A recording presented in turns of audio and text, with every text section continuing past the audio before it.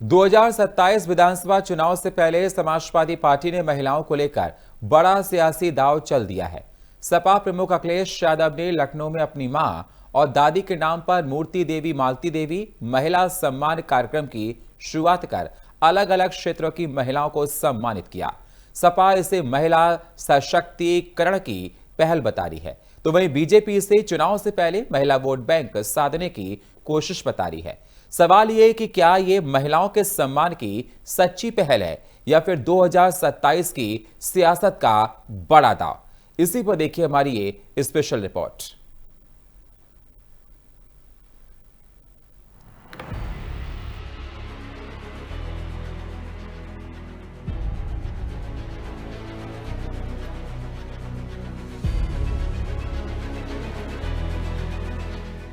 महिला सम्मान या सियासी दाव, अखिलेश यादव ने शुरू किया महिला सम्मान कार्यक्रम। लखनऊ में अलग अलग क्षेत्रों की महिलाओं को सम्मान। सपा ने इसे बताया महिला सशक्तिकरण की पहल। कार्यक्रम के जरिए महिला वोट बैंक साधने की कोशिश। डिम्पल यादव ने सरकार पर साधा निशाना। महिलाओं की सुरक्षा और सम्मान पर उठे सवाल। बीजेपी ने बताया चुनावी स्टंट। सपा सरकार के पुराने कार्यकाल पर भी उठे सवाल। 2027 चुनाव में महिलाओं की भूमिका होगी अहम। 2027 विधानसभा चुनाव से पहले समाजवादी पार्टी ने महिलाओं को साधने के लिए बड़ा दांव चला है।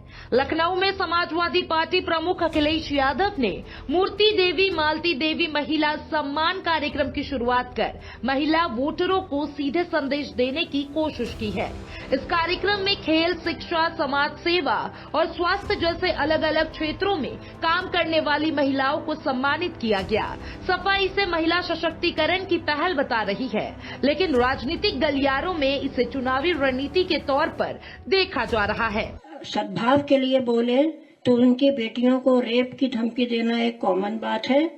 बातें बहुत सी हैं, लेकिन चूंकि समय वक्त कम है, मेरे पास पर्ची आ चुकी है, तो मैं सिर्फ ये कहूंगी कि हम महिलाओं की जो इस समय सबसे ज्यादा उनकी अस्मिता पर प्रहार आज के समय है, क्योंकि किसी और समय किसी भी देश में हमसे कहीं ज्यादा बदकिस्मत देशों में भी कभी रेपिस्ट को, बलात्कारी को हार नहीं पहनाए गए, उनकी आरती नहीं उतारी गई, उनके पैर नहीं छुए गए। कार्यक्रम के दौरान अखिलेश यादव ने महिलाओं के मुद्दे को लेकर सरकार पर निशाना साधा और बताया कि उनकी सरकार ने महिलाओं की सुरक्षा और समृद्धि के लिए कितने बड़े बड़े काम किया। उनकी 1090 योजना की तारीफ तो सुप्रीम कोर्ट ने भी की और अखिलेश ने वादा किया कि सरकार बनी तो महिलाओं और बेटियों के लिए सरकार के दरवाजे और खजाने दोनों खुला रहेगा। कल ही मुझे जानकारी मिली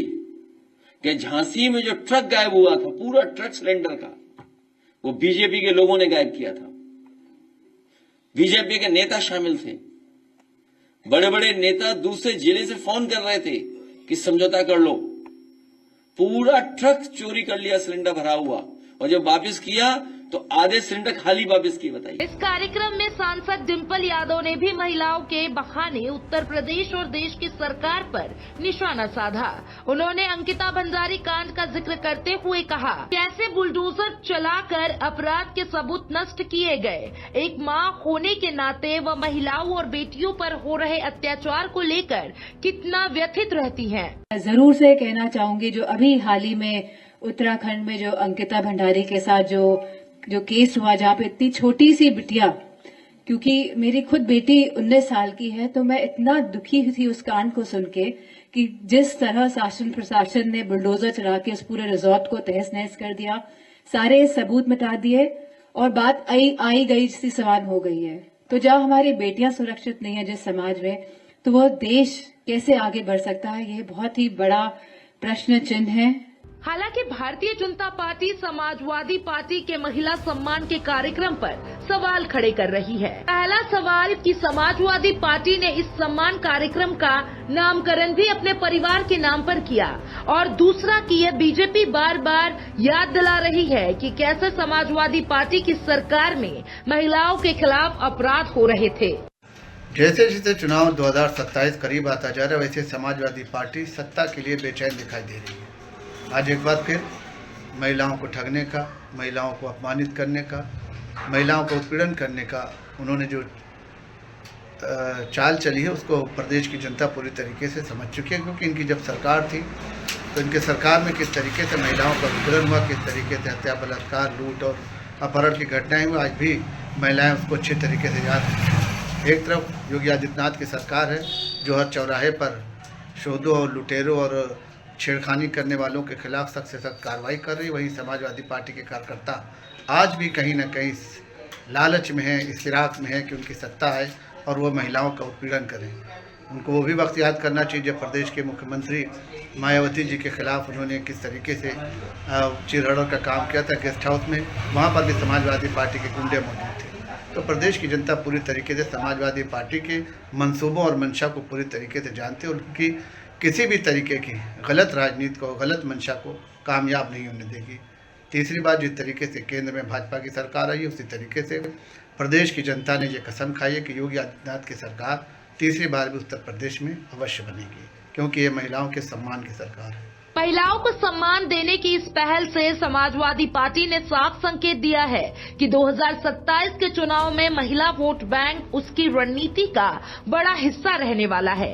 अब देखने वाली बात ये होगी कि ये सम्मान कार्यक्रम महिलाओं के बीच कितना असर डालता है और क्या ये सियासी तौर पर सपा के लिए गेम चेंजर साबित होता है या फिर विपक्ष के आरोपों के बीच ये महज चुनावी दांव बनकर रह जाता है। अखिलेश यादव ने महिलाओं को सम्मान देकर 2027 से पहले आधी आबादी को अपने साथ जोड़ने की आज कोशिश की है। राजनीतिक तौर पर देखा जाए तो 2027 की चुनावी वैतरणी में महिलाओं का बड़ा योगदान हो सकता है। एक तरफ जहां भाजपा 33% आरक्षण की बात कर रही है, चाहे वो पार्टी हो, संगठन हो या सरकार, सभी में हिस्सेदारी देने की बात कर रही है, तो सपा को भी महिलाओं की याद आई है। आज उन्होंने सम्मान करके ये कहा है कि आगे आने वाले समय में महिलाओं को बड़े पद पर तैनाती दी जाएगी और अगर उनकी सरकार बनती है तो 40,000 रुपए सालाना देने की बात भी कही है। लेकिन सियासत इसी बात से निकल कर आ रही है कि भाजपा इसे चुनावी राजनीति से जोड़कर देख रही है और सपा इसे अपनी राजनीतिक सेहत दुरुस्त करने का रास्ता समझ रही है। देखना यही है कि महिलाएं किसके खाते में जाएंगी, लेकिन फिलहाल सियासत तेज है। कैमरा पर्सन राहुल के साथ मैं विजय त्रिपाठी,